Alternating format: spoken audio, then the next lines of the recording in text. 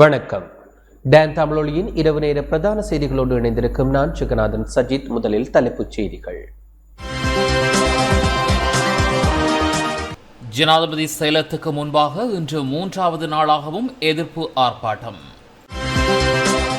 மத்திய வங்கி ஆளுநர் மற்றும் நிதியமைச்சின் செயலாளர் ஆகியோர் சர்வதேச நாணய நிதிய பிரதிநிதிகளுடன் பேச்சு. எதிர்க்கட்சியிடம் நாட்டை கட்டியெழுப்புவதற்கு ஏதுவான திட்டம் ஒன்றில்லை என சிங்கள ராவிய அமைப்பு தெரிவிப்பு. எதிர்வரும் 13, 14 மற்றும் 15ஆம் தேதிகளில் மின்வெட்டு இல்லை. பிரதமர் மஹிந்த ராஜபக்ஷ இன்று இரவு நாட்டு மக்களுக்கு விசேட உரை. பாகிஸ்தானின் புதிய பிரதமராக முன்னாள் பிரதமர் நவாஸ் ஷெரீப்பின் சகோதரர் தெரிவு. தொடர்வது முதன்மை செய்தி. அனுசரணை. நமது வாழ்க்கை நமது கடமை. டெங்கு தொலையை அழித்தளிக்க ஒன்றாய் இணைவோம். நாட்டின் தற்போதைய நெருக்கடி நிலையை தீர்ப்பதற்கான நடவடிக்கைகளை அரசாங்கம் முன்னெடுக்கும் என பிரதமர் மஹிந்த ராஜபக்ஷ தெரிவித்துள்ளார். நாட்டின் தற்போதைய நெருக்கடி நிலையை தீர்ப்பதற்கான நடவடிக்கைகளை அரசாங்கம் முன்னெடுக்கும் எனவும் போராட்டங்களை முன்னெடுக்கும் ஒவ்வொரு நிமிடமும் நாட்டிற்கு பாதிப்பு எனவும் பிரதமர் மஹிந்த ராஜபக்ஷ தெரிவித்துள்ளார். இன்று இரவு 7:30 மணிக்கு நாட்டு மக்களுக்கு விசேட உரை நிகழ்த்திய வேளை இவ்வாறு குறிப்பிட்டார். நாட்டில் தற்போது ஏற்பட்டுள்ள பிரச்சனைகளை தீர்ப்பதற்கான வழிமுறைகளை அரசாங்கம் விரைவில் முன்னெடுக்கும். நாடாளுமன்ற உறுப்பினர்கள் 225 பேரையும் வெளியேறுமாறு கோஷங்கள் எழுப்பப்படுகின்றமை நாட்டின் ஜனநாயகத்தை மிகவும் மோசமான நிலைக்கு கொண்டு செல்லும். அத்துடன் சேதன பசலை திட்டத்தை நடைமுறைப்படுத்துவதற்கு இது உகந்த தருணமல்ல. விவசாயிகளின் நலன் கருதி மீண்டும் உரமானியம் வழங்குவதற்கு நடவடிக்கை எடுக்கப்படும். நாட்டில் போராட்டங்களை முன்னெடுக்கும் ஒவ்வொரு நிமிடமும் நாட்டிற்கு கிடைக்கப்பெறும் டாலர் வெகுவாக பாதிக்கப்படும் நிலை காணப்படுகின்றது என குறிப்பிட்டுள்ளார். තෙල් නැව මූදි පිණිපිණි තියෙද්දි එක බාගන්න ඩොලර් නැති නිසා ජනතාවට විවිධ ප්‍රශ්නවලට මුහුණ දෙන්න සිද්ධ වෙලා තියෙනවා. යුද්ධය ජය අරගෙන 2010 ජනාධිපතිවරණයෙන් ජයගත්ත මොහොතේ ජනතාව අමතර ஜனாதிபதி செயலகத்திற்கு முன்பாக இன்று 3வது நாளாகவும் எதிர்ப்பு ஆர்ப்பாட்டம் இடம்பெற்று வருகின்றது. ஜனாதிபதியை பதவி விலகுமாறு வலியுறுத்தி இளைஞர் யுவதிகளினால் முன்னெடுக்கப்படும் எதிர்ப்பு ஆர்ப்பாட்டமானது இன்று 3வது நாளாகவும் தொடர்ந்தும் ஜனாதிபதி செயலகத்துக்கு முன்பாக இடம்பெற்று வருகின்றது. ஜனாதிபதி பதவி விலகும் வரை தொடர்ச்சியாக இந்த எதிர்ப்பு ஆர்ப்பாட்டத்தை முன்னெடுக்க உள்ளதாக ஆர்ப்பாட்டக்காரர்கள் தெரிவித்துள்ளனர். நாட்டின் நெருக்கடிக்கு தீர்வு காணுமாறு கோரியும் தற்போதைய அரசாங்கத்தை வீட்டுக்கு செல்லுமாறும் வலியுறுத்தியும் இளைஞர் யுவதிகள் இணைந்து கொழும்பு காலி முகத்திடலில் நேற்று முன்தினம் ஆர்ப்பாட்டத்தை ஆரம்பித்திருந்தனர். இந்த ஆர்ப்பாட்டத்தில் சமூக ஆர்வலர்கள், பல்கலைக்கழக மாணவர்கள், நடிகர்கள், கலைஞர்கள், அங்கவீனமுற்ற இராணுவ வீரர்கள் என சகல தரப்பினரும் பங்கேற்றுள்ளனர். ஆர்ப்பாட்டக்காரர்கள் நேற்று முன்தினம் மாலை ஜனாதிபதி செயலகத்தை முற்றுகையிட்ட நிலையில் அந்த பகுதியில் பதற்றமான சூழலும் ஏற்பட்டிருந்தது. இந்நிலையில் குறித்த ஆர்ப்பாட்டமானது இன்றும் தொடர்ச்சியாக முன்னெடுக்கப்படும் நிலையில் குறித்த பகுதியில் கூடாரங்களும் அமைக்கப்பட்டுள்ளன. அதேவேளை ஆர்ப்பாட்டத்தில் ஈடுபடுபவர்களுக்கு உணவு, தண்ணீர் உள்ளிட்ட அனைத்து பொருட்களும் பொதுமக்களால் தொடர்ச்சியாக வழங்கப்படுவதை காணக்கூடியதாக உள்ளதாக எமது அலுவலக செய்தியாளர் தெரிவித்துள்ளார்.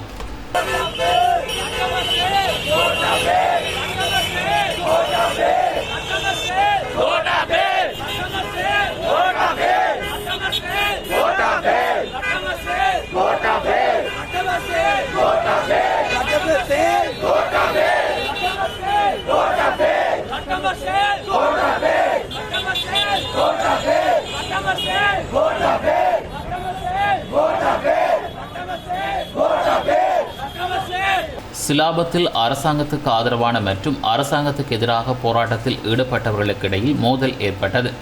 இதன் காரணமாக அப்போதில் பதற்றமான சூழல் நிலவுவதால் பாதுகாப்பு பலப்படுத்தப்பட்டுள்ளது.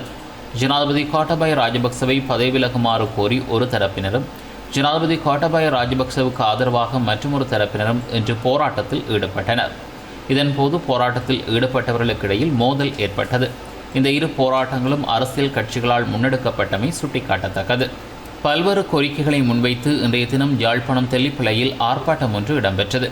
வலிகாமம் வடக்கு மக்களின் ஏற்பாட்டில் தெல்லிப்பளை பிரதேச செயலகத்துக்கு அருகில் இந்த ஆர்ப்பாட்டம் இடம்பெற்றது. அத்தியாவசிய பொருட்கள் அங்கே வலிகாமம் வடக்கு மீள்குடியேற்றத்தை துரிதப்படுத்த, பயங்கரவாத தடைச்சட்டத்தை நீக்கு, வலிகாமம் வடக்கு மக்களின் காணிகளை உடனடியாக விடுவி உள்ளிட்ட பல்வேறு கோரிக்கைகளை முன்வைத்து போராட்டம் முன்னெடுக்கப்பட்டிருந்தமை குறிப்பிடத்தக்கது. நாட்டை வளமின்மைக்கு கொண்டுவர வேண்டும் என வலியுறுத்தி கிறிஸ்தவ மத குருமார்கள் கிளிநொச்சியில் அமைதி வழி போராட்டம் நடாத்தியுள்ளனர். கிளிநொச்சி நீதிமன்றத்துக்கு முன்னுள்ள பவுல் தேவாலயம் முன்பாக கிறிஸ்தவ மத குருமார்கள் நாடு வளமைக்கு திரும்ப வேண்டும் என மெழுகுவர்த்தி ஏந்தி போராட்டத்தை நடாத்தினர். இதன்போது பல்வேறு பதாதைகளையும் அவர்கள் தாங்கியிருந்தனர். கட்டுநாயக்க பண்டாரநாயக்க சர்வதேச விமான நிலைய ஊழியர்கள் இன்று காலை வேலைநிறுத்த போராட்டத்தில் ஈடுபட்டனர். தமது சம்பள பிரச்சினைகளை தீர்க்குமாறு கோரியும் புத்தாண்டு விசேட சலுகை கொடுப்பனவை வழங்குமாறு கோரியும் வேலைநிறுத்த போராட்டத்தில் ஈடுபட்டனர். இருப்பினும் விமான நிலைய ஊழியர்களின் வேலைநிறுத்த போராட்டத்தால் விமான நிலைய சேவைக்கு எவ்வித பாதிப்புகளும் ஏற்படவில்லை என விமான நிலைய அதிகாரி ஒருவர் குறிப்பிட்டுள்ளார். இந்த நிலையில் ஊழியர்களின் போராட்டம் தொடர்பில் இலங்கை விமான நிலைய மற்றும் விமான சேவைகள் தலைவர் மற்றும் தொழிற்சங்க உறுப்பினர்களுக்கிடையில் பேச்சுவார்த்தை இடம்பெற்றுள்ளது. அம்பாறை மாவட்டத்தில் உள்ள எரிபொருளுக்கான தட்டுப்பாடுகள் நிலவுகின்ற நிலையில் சகல எரிபொருள் நிரப்பு நிலையங்களிலும் எரிபொருளை பெற்றுக்கொள்வதற்காக மக்கள் நீண்ட வரிசைகளில் காத்திருந்தனர். ஆலியடி வேம்பு பல்நோக்கு கூட்டுறவு சங்க எரிபொருள் நிரப்பு நிலையத்தில் இன்று அதிகாலை 3 மணி முதல் பெட்ரோலை பெற்றுக்கொள்வதற்காக அதிகமான மோட்டார் சைக்கிள்கள் மற்றும் ஆட்டோ வாகன உரிமையாளர்கள் காத்திருந்ததுடன் அதிகாலை 5 மணி முதல் பெட்ரோலை வழங்கும் செயற்பாடுகள் எரிபொருள் நிரப்பு நிலைய ஊழியர்களால் ஆரம்பிக்கப்பட்டது. எவ்வாறாயினும் தொடர்ச்சியாக எரிபொருளை பெற்றுக்கொள்வதற்காக நீண்ட வரிசைகளில் மக்கள் காத்திருக்கும் நிலையில் தாம் பல்வேறு அசௌரியங்களுக்கு முகம் கொடுத்துள்ளதாகவும் விசனம் வெளியிட்டுள்ளனர். காலி தவலமவில் உள்ள எரிபொருள் நிரப்பு நிலையத்தில் தனது வாகனத்துக்கு டீசல் பெறுவதற்காக காத்திருந்த 43 வயதுடைய நபர் ஒருவர் இன்று காலை வாகனத்தினுள் சடலமாக மீட்கப்பட்டுள்ளார். இதன் மூலம் இலங்கையில் 8வது எரிபொருள் வரிசை மரணம் பதிவாகியுள்ளது.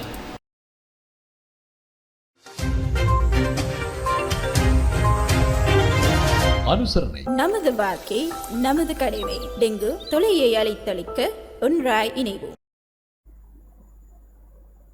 மத்திய வங்கி ஆளுநர் மற்றும் நிதியமைச்சின் செயலாளர் ஆகியோர் சர்வதேச நாணய நிதிய பிரதிநிதிகளுடன் பேச்சு நடத்தியுள்ளனர்.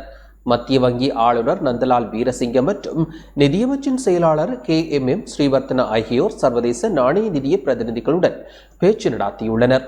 சூம் தொழில்நுட்பம் ஊடாக இந்த பேச்சுவார்த்தை நடத்தப்பட்டுள்ளதுடன் சுமார் 40 நிமிடங்கள் வரை விடயங்கள் கலந்துரையாடப்பட்டன. சர்வதேச நாணய நிதியத்தின் ஆசிய பசிபிக் பிராந்திய பிரதிபலிப்பாளர் மேரி குல்டே உள்ளிட்ட குழுவினர் இந்த சூம் கலந்துரையாடலில் பங்கேற்றனர். இருப்பினும் கலந்துரையாடலில் பேசப்பட்ட விடயங்கள் உடனடியாக வெளியிடப்படவில்லை. இலங்கையின் பொருளாதாரத்தை மீண்டும் ஸ்திரமான நிலைமைக்கு கொண்டு வருவதற்கு மேற்கொள்ள வேண்டிய திருத்தங்கள் தொடர்பில் சர்வதேச நாணய நிதியத்துடன் விரிவான பேச்சுவார்த்தைகளை நடத்த இலங்கை தூதுக்குழு எதிர்வரும் 18ஆம் தேதி அமெரிக்கா பயணிக்க உள்ள நிலையில் இன்றைய பேச்சுவார்த்தை இடம்பெற்றுள்ளது. நிதியமைச்சர் அலி சப்ரி தலைமையிலான தூதுக்குழுவே எதிர்வரும் 18ஆம் தேதி அமெரிக்கா வாஷிங்டன் நகரை நோக்கி பயணிக்க உள்ள நிலையில் தூதுக்குழுவில் மத்திய வங்கி ஆளுநர் நந்தலால் வீரசிங்க, நிதியமைச்சின் செயலாளர் KMM ஸ்ரீவர்த்தன ஆகியோர் உள்ளடங்குகின்றனர். இந்த தூதுக்குழு 5 நாட்கள் தங்கியிருந்து விடயங்கள் தொடர்பில் கலந்துரையாட உள்ளது.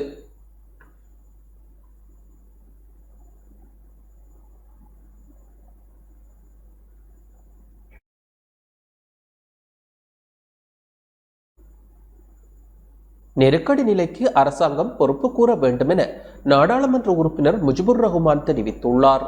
එතකොට අද මේ ආණ්ඩුව අපිට බලන තේරේ තමයි මේ රටේ ආණ්ඩුව ජනතාවට මේ ලබා දීලා තියෙන්නේ අන්තිමටම මේ අවුරුදු 2 තුල කාලය තුල ගෝඨාභය රාජපක්ෂ මහත්තයාගේ පාලනය තුල හාමතේ ඉඳලා පෝලිම් වල ඉඳලා තමන්ගේ මූලික අවශ්‍යතාවයන් ඉෂ්ට කරගන්න වෙහෙසිලා තමන්ගේ ජීවිතේ අහිමි කරගන්න තත්ත්වයට අද මේ රටේ ஆண்டுவ பத்கல்ல திபெனும். எரிபொருள் வரிசைகளில் நின்று மக்கள் உயிரிழக்கும் நிலைமை தற்போது நாட்டில் ஏற்பட்டுள்ளது. ஆகவே தற்போதைய அரசாங்கம் அதற்கு பொறுப்பு கூற வேண்டும். மக்கள் வீதிகளில் நின்று இவ்வாறு உயிரிழப்பார்கள் ஆயின் அரசாங்கம் ஜனாதிபதி தலைமையிலான ஒட்டுமொத்த அரசாங்கமுமே பொறுப்பு கூற வேண்டும். இந்த அரசாங்கத்தின் இயலாமையின் காரணமாகவே இந்த நாட்டு மக்கள் அதற்கான இழப்பீட்டை செலுத்த வேண்டிய நிலைக்கு தள்ளப்பட்டுள்ளனர். ஆகவே உயிரிழந்த மக்கள் தொடர்பில் பொறுப்பு கூறுவதில் இருந்து ஜனாதிபதி கோட்டாபய ராஜபக்ஷ மற்றும் பிரதமர் மஹிந்த ராஜபக்ஷ உள்ளிட்ட தரப்பினருக்கு அதிலிருந்து தப்பிக்க முடியாது. அரசாங்கம் அதற்கான முழு பொறுப்பையும் ஏற்க வேண்டும். நாட்டில் இத்தகைய நிலைமையை உருவாக்கியது யார்? பிழையான பொருளாதார தீர்மானங்களின் காரணமாகவே இத்தகைய நெருக்கடி நிலை ஏற்பட்டுள்ளதாக தற்போதைய மத்திய வங்கியின் ஆளுநர் உள்ளிட்ட தரப்பினர் கூறுகின்றனர். ඒ ජනතාව රටේ ජනතාව තමන්ගේ ජීවිත අහිමි කරගන්නවා නම් ගෝඨාභය රාජපක්ෂ මහත්තයා ඇතුළු මහින්ද රාජපක්ෂ අගමැතිවරයා ඇතුළු සම්පූර්ණයෙන්ම මේ ආණ්ඩුව මේ වර්ණවල වගකීම බාර ගන්න ඕනේ. எதிர்க்கட்சியிடம் நாட்டை கட்டியெழுப்புவதற்கு ஏதுவான திட்டம் ஒன்று இல்லை என சிங்களராவை அமைப்பின் தலைவர் அக்மிமென தயாரத்ன தேரர் தெரிவித்துள்ளார்.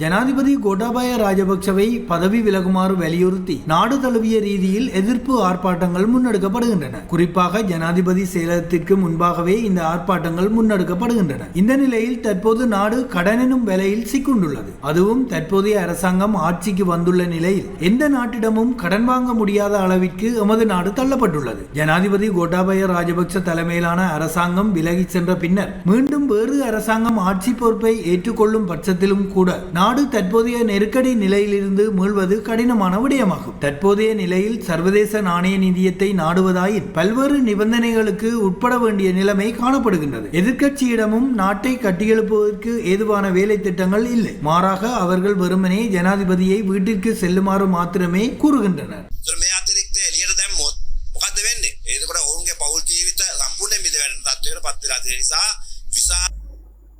எதிர்வரும் 13, 14 மற்றும் 15ஆம் திகதிகளில் மின்வெட்டு அமுல்படுத்தப்பட மாட்டாது என அறிவிக்கப்பட்டுள்ளது. சித்திரை புத்தாண்டு தினங்களான எதிர்வரும் 13 மற்றும் 14ஆம் தேதிகளிலும் 15ஆம் தேதி பெரிய வெள்ளிக்கிழமையும் மின்வெட்டு அமுல்படுத்தப்பட மாட்டாது என இலங்கை பொது பயன்பாடுகள் ஆணைக்குழு அறிவித்துள்ளது. இன்று முதல் எதிர்வரும் 17ஆம் தேதி ஞாயிற்றுக்கிழமை வரையான மின்வெட்டு அட்டவணை வெளியிடப்பட்டுள்ளது. அந்த வகையில் வார இறுதி நாட்களான 16 மற்றும் 17ஆம் தேதிகளில் காலை 9 மணி முதல் மாலை 6 மணிக்கு இடையிலான காலப்பகுதியில் 2 மணி நேரமும் 15 நிமிடங்களும் மின்வெட்டு அமுல்படுத்தப்படும் என இலங்கை பொது பயன்பாடுகள் ஆணைக்குழு குறிப்பிட்டுள்ளது. ரம்புக்கடை புகையிரத நிலையத்தில் நிறுத்தி வைக்கப்பட்டிருந்த எரிபொருள் தாங்கி ரயிலுடன் பயணிகள் ரயில் ஒன்று மோதிய நிலையில் பெருமளவான டீசல் வீணாக்கியுள்ளதாக போலீசார் தெரிவித்துள்ளனர். இன்று காலை 5:30 மணியளவில் ரம்புக்கணை ரயில் நிலையத்தில் இருந்து கொழும்பு நோக்கி புறப்பட இருந்த பயணிகள் ரயிலின் பிரேக் செயலிழந்ததால் எரிபொருள் தாங்கி ரயிலுடன் மோதியுள்ளது. இதனால் அருகில் இருந்த புத்தர் சிலையும் சிறிதளவு சேதமடைந்துள்ளது. இந்த நிலையில் எரிபொருள் தாங்கி ரயிலில் இருந்த எரிபொருள் கசிய ஆரம்பித்தது. அதன் பின்னர் மற்றொரு எரிபொருள் தாங்கி சம்பவ இடத்துக்கு வரவழைக்கப்பட்டு எஞ்சியிருந்த டீசல் மீட்கப்பட்டதாக போலீசார் குறிப்பிட்டுள்ளனர். எதிர்வரும் 3 தினங்களுக்கு எரிபொருள் நிரப்பு நிலையங்கள் ஊடாக கலன்கள் மற்றும் பீப்பாய்களில் எரிபொருள் விநியோகிக்கப்பட மாட்டாது என இலங்கை கனியவள கூட்டுத்தாபன தலைவர் சுமித் விஜயசிங்க தெரிவித்துள்ளார். இன்று பிற்பகல் கொழும்பில் இடம்பெற்ற ஊடக சந்திப்பில் இவ்வாறு குறிப்பிட்டார். நாளை முதல் எதிர்வரும் 14ஆம் தேதி வரை இவ்வாறு கலன்கள் மற்றும் பீப்பாய்களில் எரிபொருள் விநியோகிக்கப்பட மாட்டாது. எதிர்வரும் 3 நாட்களுக்கு மின்துண்டிப்பு அமல்படுத்தப்படாது என அறிவிக்கப்பட்டுள்ளதன் காரணமாக இந்த தீர்மானம் எடுக்கப்பட்டுள்ளது. தேவையான அளவு பெட்ரோல் கையிருப்பில் உள்ளதால் அதற்காக வரிசையில் காத்திருக்க வேண்டிய அவசியமில்லை என கனியவள கூட்டுத்தாபன தலைவர் சுமித் விஜயசிங்க குறிப்பிட்டுள்ளார். இதேவேளை எரிபொருள் தொடர்பான கட்டுப்பாடு மண்ணெண்ணெய்க்கு பொருந்தாது என குறிப்பிடப்பட்டுள்ளது.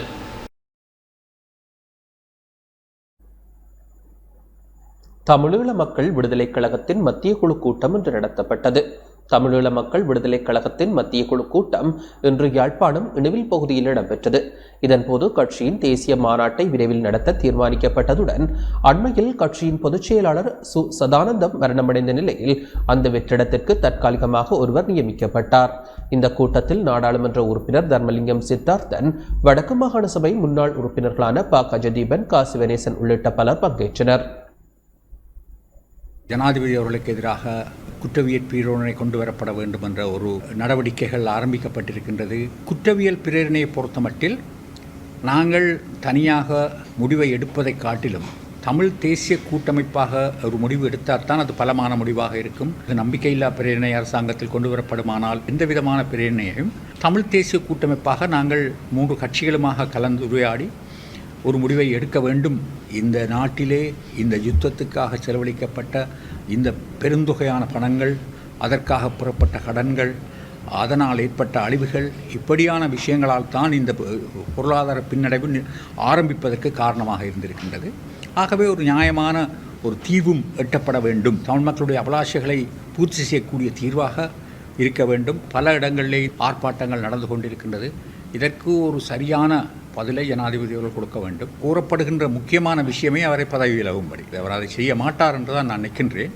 ஆரம்ப காலங்களிலே தமிழ் கட்சிகள், தமிழ் மக்களை பொறுத்தமட்டில் பொதுவாக ஒரு எண்ணம் இருந்தது, நிறைவேற்று அதிகாரம் கொண்ட ஒரு ஜனாதிபதி.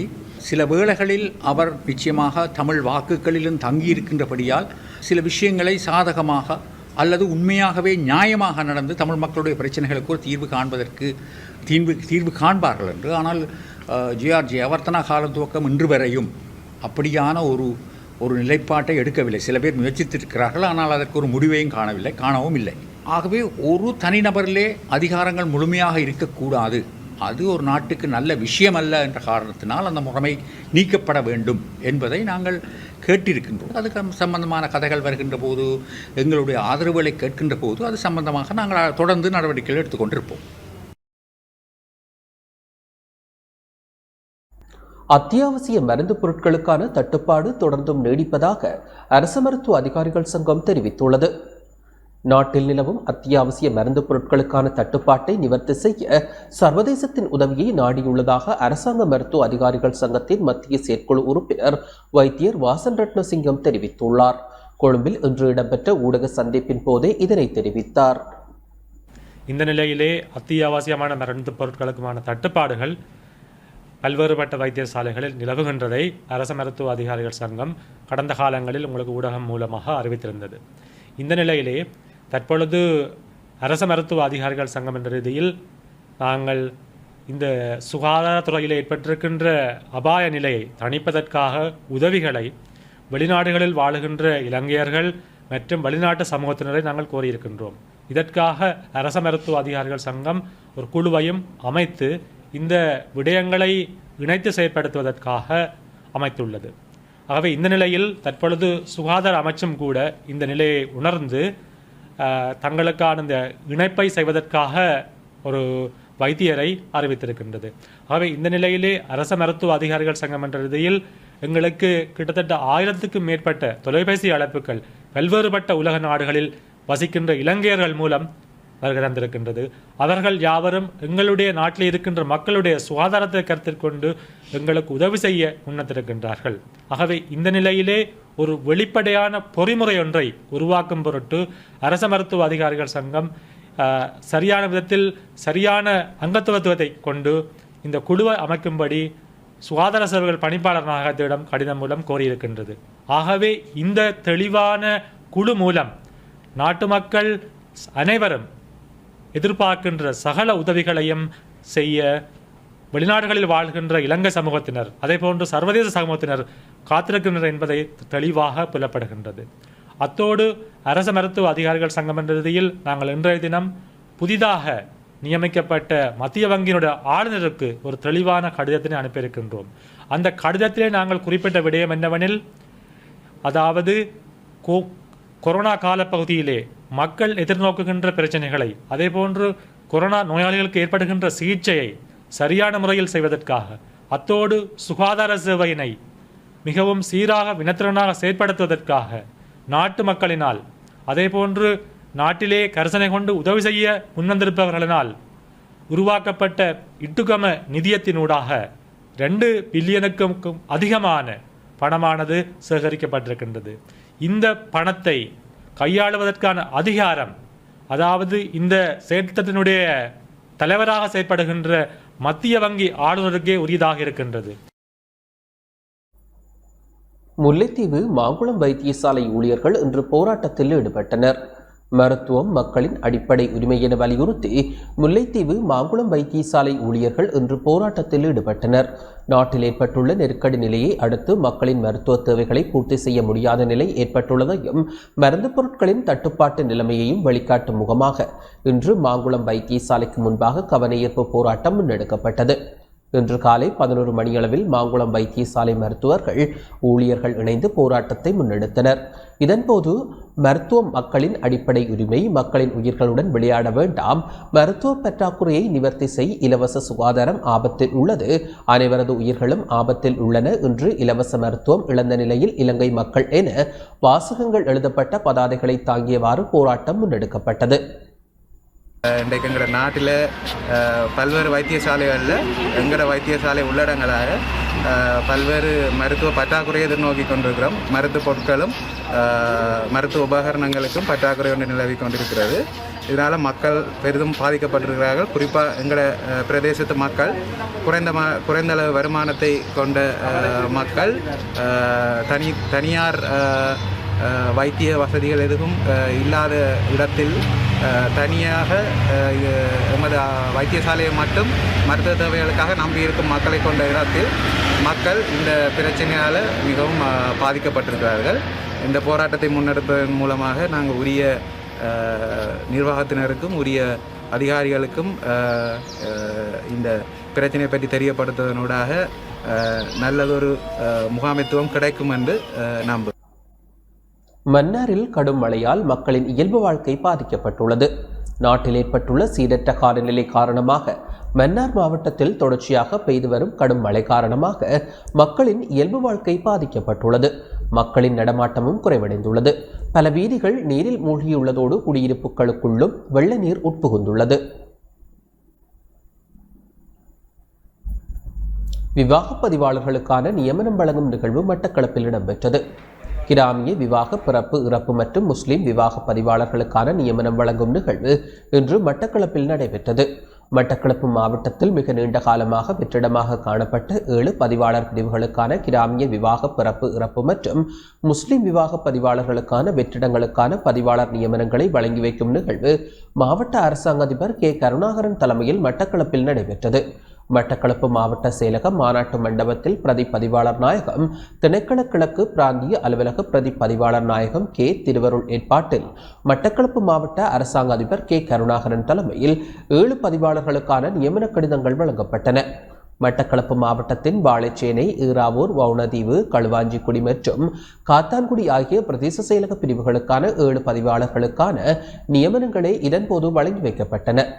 இந்நிகழ்ச்சிக்கு மட்டக்களப்பு மாவட்ட மேலதிக காணி அரசாங்க அதிபர் நவரூப ரஞ்சினி முகுந்தன், பிரதிப கணக்காளர் இந்திராவதி மோகன், நிர்வாக உத்தியோகத்தர் தயாபரன், மண்முனை மேற்கு வவுனதீவு பிரதேச செயலாளர் எஸ் சுதாகர் உள்ளிட்ட பதிவாளர்களின் உறவினர்கள், பதிவாளர் நாயகம், கிழக்கு பிராந்திய அலுவலகம் மற்றும் மாவட்ட செயலக உத்தியோகத்தர்கள் என பலர் கலந்து கொண்டனர்.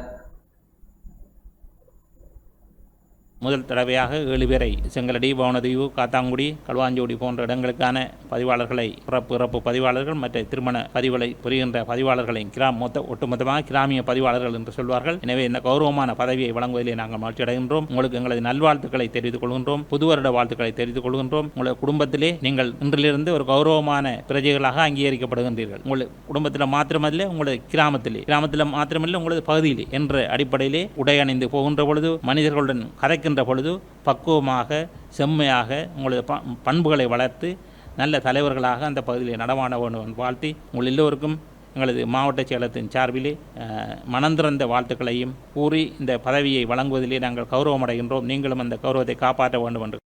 பிரதேசங்களில் காணப்படுகின்ற பதிவாளர் நியமன வெற்றிடம் காரணமாக மக்கள் மிகவும் அல்லலுற்று இருந்த வேளையில் தற்போதைய அரசினால் இவற்றிற்கான வெற்றிடங்களை நிரப்புவதற்கான விண்ணப்பங்கள் கோரப்பட்டு அதன் அடிப்படையில் நியமன பரீட்சை நடைபெற்று அதற்குரிய நியமனங்கள் வழங்கப்படுது. இதனால்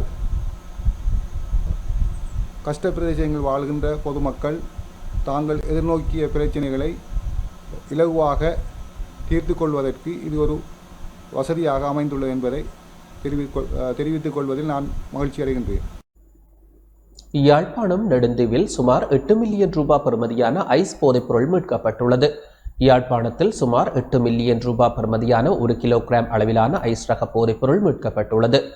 இன்று காலை யாழ்ப்பாணம் நெடுந்தீவில் வைத்து கடற்படையினரால் முன்னெடுக்கப்பட்ட தேடுதல் நடவடிக்கையின் போது போதைப்பொருள் கண்டுபிடிக்கப்பட்டுள்ளது. அதனையடுத்து படகில் பயணித்த 3 சந்தேக நபர்களையும் கடற்படையினர் கைது செய்துள்ளனர். சந்தேக நபர்கள் போதைப்பொருளை கடத்துவதற்கு பயன்படுத்திய படகையும் கடற்படையினர் கைப்பற்றியுள்ளனர்.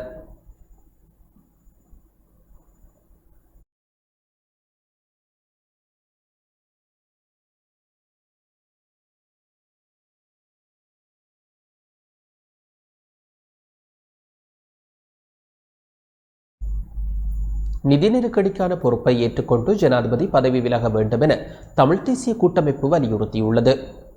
මේක ඇති වුණේ අවුරුදු දෙකකට කලින් මේ වගේ වෙනවා කියලා අපි හැමතෙම දන්නවා. අපි ඒක ගැන රජයට ඒ වෙලාවම දැනුම් දුන්නා. අපි කිව්වේ වහාම කටයුතු කීපයක් කරන්න ඕනේ කියලා.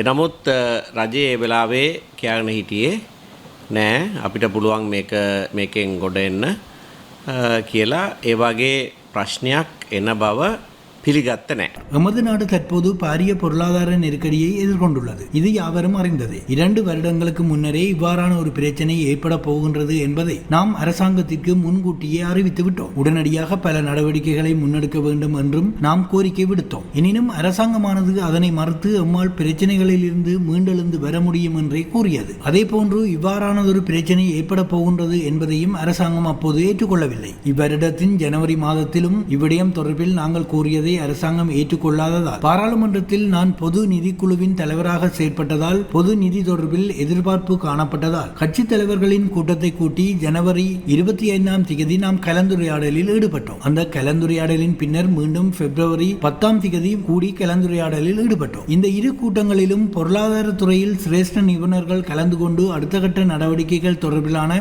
ஆலோசனைகளை வழங்கினர். இதற்கு அமைவாக 12 பேர் கையொப்பமிட்டு அரசாங்கத்திற்கு எழுத்து மூல அறிவிப்பை விடுத்தோம். நாடு இவ்வாறான நெருக்கடியை எதிர்கொள்ளும் போது எடுக்க வேண்டிய படிமுறைகள் என்ன என்பதை அதில் குறிப்பிட்டு நாம் அரசாங்கத்திற்கு எழுத்து மூல அறிக்கையை அனுப்பி வைத்தோம். இதற்கு அரசாங்க பக்கத்தில் பேராசிரியர் திஸ்ஸ விதாரணமும் கையொப்பமிட்டார். இதனை நான் பாராளுமன்றத்தில் முன்வைத்தேன். அதன் பின்பு சர்வகட்சி மாநாட்டில் பங்கேற்ற போது இவ்விடயத்தை மீளவும் நாம் முன்வைத்தோம். படிமுறைகள் சிலவற்றை முன்னெடுக்க வேண்டும் என்றும் கோரினோம். தற்போதைய அரசாங்கம் அதற்கான நடவடிக்கைகளை முன்னெடுத்துள்ளது. ஒரு வருடத்திற்கு முன்பு இதனை அரசாங்கம் செய்திருக்குமாயின் நாடு இவ்வாறான ஒரு பாரிய பிரச்சனைக்கு முகம் கொடுத்திருக்க வேண்டிய நிலைமை ஏற்பட்டிருக்காது. காலதாமதம் காரணமாகவே இவ்வாறான ஒரு பாரிய நெருக்கடி ஏற்பட்டுள்ளது. பொருளாதார பிரச்சனையானது அரசியல் பிரச்சனையாகவும் மாறியுள்ளது. அது அனைவருக்கும் தெரியும். இவ்வாறானதொரு நிலையில் ஜனவரி பிப்ரவரி மாதங்களில் கூடிய அந்த குழுவில் மேலும் பலரை இணைத்துக் கொண்டு மீண்டும் ஒரு கூட்டத்திற்கு அழைப்பு விடுத்தோம். இந்த கூட்டம் ஏப்ரல் மாதம் 6ஆம் தேதி நடைபெற்றது. அரசியல் பொருளாதார பிரச்சனைக்கு நாம் எவ்வாறு முகம் கொடுப்பது, நாடு என்ற ரீதியில் நாம் எவ்வாறு முன்னோக்கி செல்வது என்பது தொடர்பில் நாம் இந்த கூட்டத்தில் கலந்துரையாடினோம். தற்போதைய பொருளாதார நெருக்கடிக்கு நாம் முகம் கொடுக்க வேண்டுமெனில் உறுதியான அரசாங்கம் ஒன்று இருப்பது அவசியம். உறுதியான அரசாங்கம் ஒன்று இல்லாது கடன் வழங்குனர்களிடமோ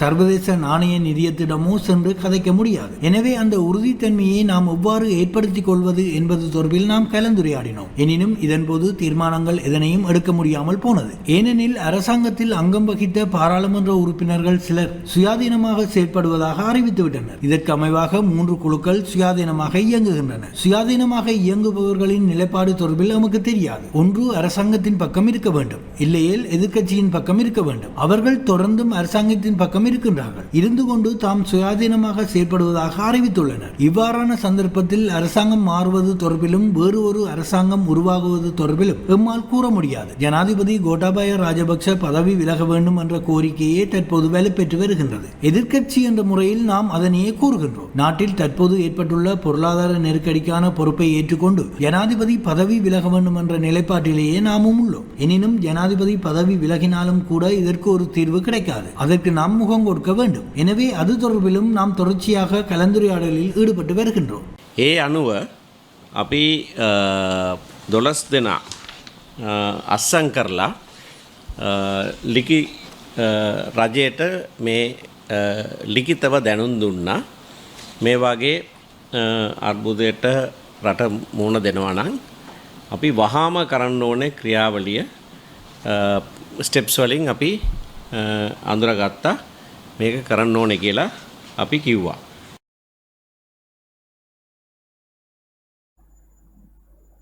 நிறைவேற்று அதிகார ஜனாதிபதி முறைமையை இல்லாதொழிக்க வேண்டும் என நாடாளுமன்ற உறுப்பினர் ராஜித சேனாரத்ன தெரிவித்துள்ளார்.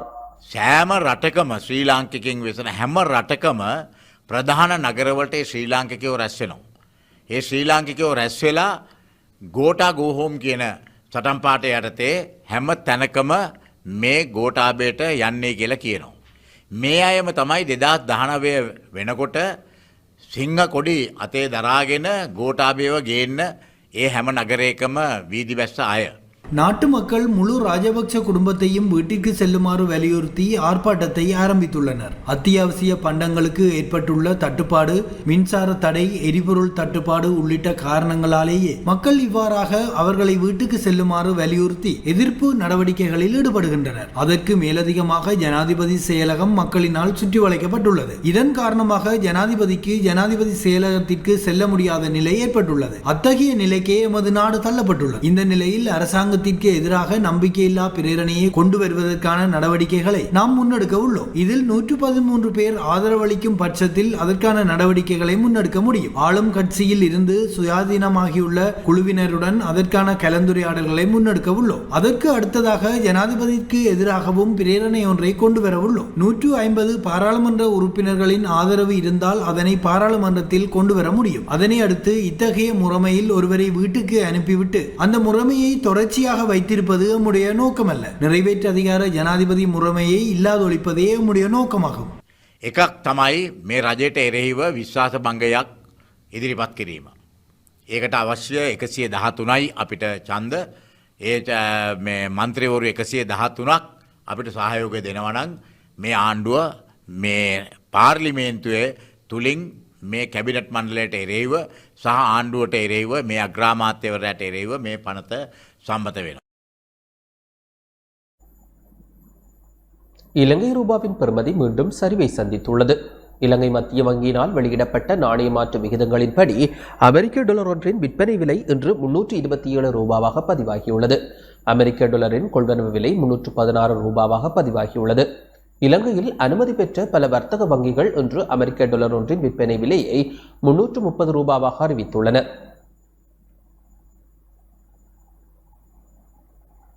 ஜனாதிபதிக்கும் நாடாளுமன்றில் சுயாதீனமாக இயங்கும் 41 நாடாளுமன்ற உறுப்பினர்களுக்கும் இடையிலான சந்திப்பு எவ்வித இறுதி தீர்மானமும் இன்று நிறைவடைந்துள்ளது. சுயாதீனமாக இயங்கப் போவதாக அறிவித்த 41 நாடாளுமன்ற உறுப்பினர்களை ஜனாதிபதி கோட்டாபய ராஜபக்ஷ சந்தித்து கலந்துரையாடியிருந்தார். இந்நிலையில் ஜனாதிபதி கோட்டாபய ராஜபக்ஷவிற்கும் நாடாளுமன்றில் சுயாதீனமாக இயங்கும் 41 நாடாளுமன்ற உறுப்பினர்களுக்கும் இடையிலான சந்திப்பு எவ்வித இறுதி தீர்மானமும் இன்றி நிறைவடைந்ததாக சந்திப்பில் கலந்து கொண்ட நாடாளுமன்ற உறுப்பினர் வாசுதேவ நாணயக்கார தெரிவித்துள்ளார். சந்திப்பின் போது பல்வேறு விடயங்கள் தொடர்பில் கலந்துரையாடப்பட்டதாகவும் எனினும் இறுதி தீர்மானம் எவையும் எடுக்கப்படவில்லை எனவும் வாசுதேவ நாணயக்கார குறிப்பிட்டார்.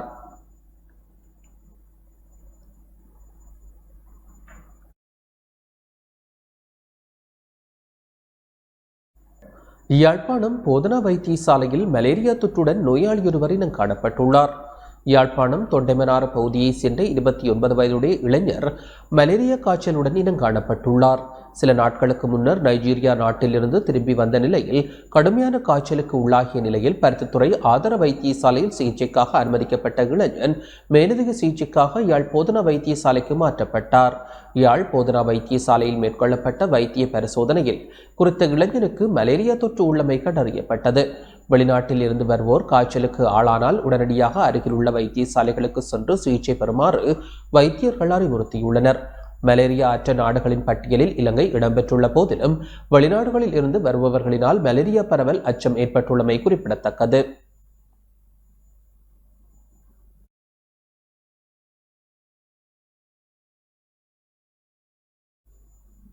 தற்போதைய போராட்டங்கள் அரசியல் நிகழ்ச்சி நிரலுக்கு ஏற்ப இடம்பெறும் போராட்டங்கள் அல்ல என 43வது படையணியின் தேசிய உறுப்பினர் எம்ஐ மொஹமட் தெரிவித்துள்ளார். தேசிய போராட்டம் ஒன்று முன்னெடுக்கப்பட்டு வருகின்றது. இந்த போராட்டம் அரசியல் நிகழ்ச்சி நிரலுக்கு ஏற்ப இடம்பெறும் போராட்டம் அல்ல என 43வது படையணியின் தேசிய உறுப்பினர் எம்ஐ மொஹமட் தெரிவித்துள்ளார். கொழும்பில் இன்று ஊடகங்களுக்கு கருத்து தெரிவிக்கும் போதே இதனை தெரிவித்தார்.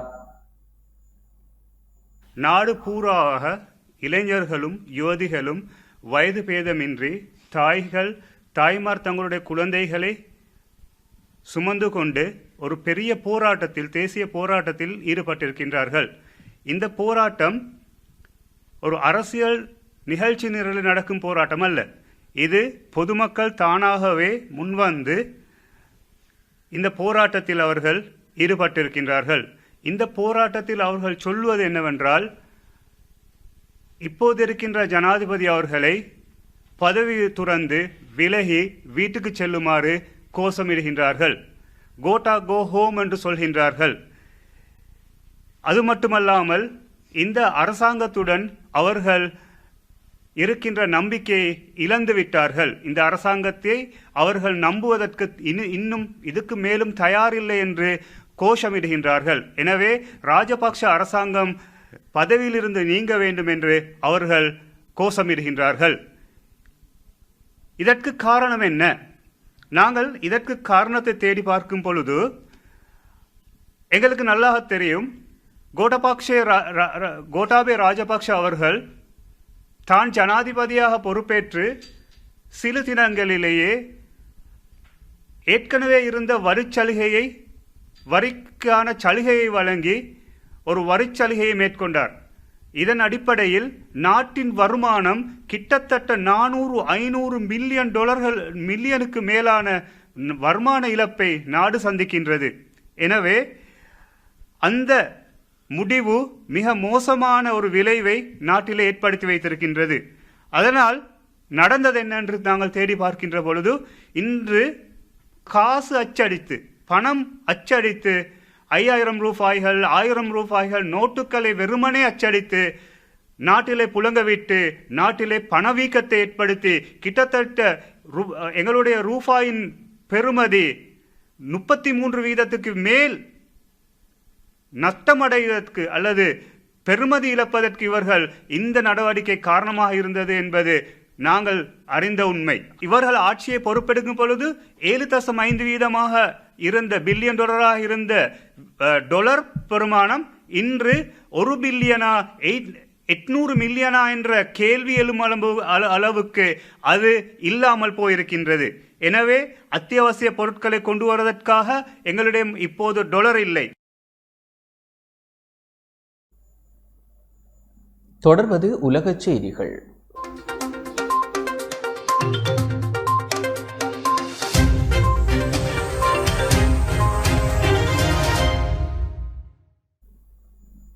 பாகிஸ்தானின் புதிய பிரதமராக ஷெஹ்பாஸ் ஷெரீப் தெரிவு செய்யப்பட்டுள்ளார். பாகிஸ்தான் நாட்டின் புதிய பிரதமராக முன்னாள் பிரதமர் நவாஸ் ஷெரீப்பின் சகோதரர் ஷெஹ்பாஸ் ஷெரீப் தெரிவு செய்யப்பட்டுள்ளார்.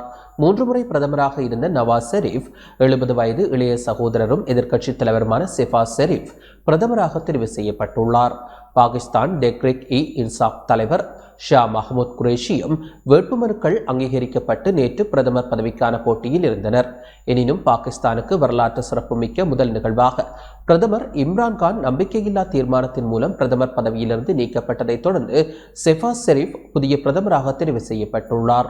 நேற்று கொண்டுவரப்பட்ட நம்பிக்கையில்லா தீர்மானத்தில் மொத்தமாக உள்ள 342 நாடாளுமன்ற உறுப்பினர்களில் 174 பேரின் ஆதரவுடன் நம்பிக்கையில்லா தீர்மானம் வெற்றி பெற்றது. இதனால் பிரதமர் இம்ரான்கானின் பதவி பறிக்கப்பட்டது. இதன் மூலம் பாகிஸ்தான் வரலாற்றில் நாடாளுமன்றத்தில் நம்பிக்கையில்லா தீர்மானம் மூலம் பதவி பறிக்கப்பட்ட முதல் பிரதமராக இம்ரான்கான் கருதப்படுகின்றார்.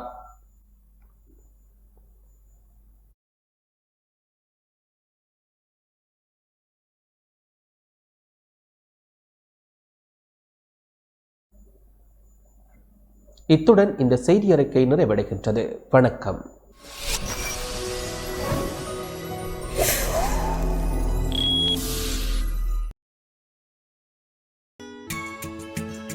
டான் தமிழொலியில் புத்தம்புது நிகழ்ச்சிகளை உடனுக்குடன் பார்த்து மகிழ எமது ஃபேஸ்புக் மற்றும் யூடியூப் பக்கத்தை லைக் செய்யுங்கள்.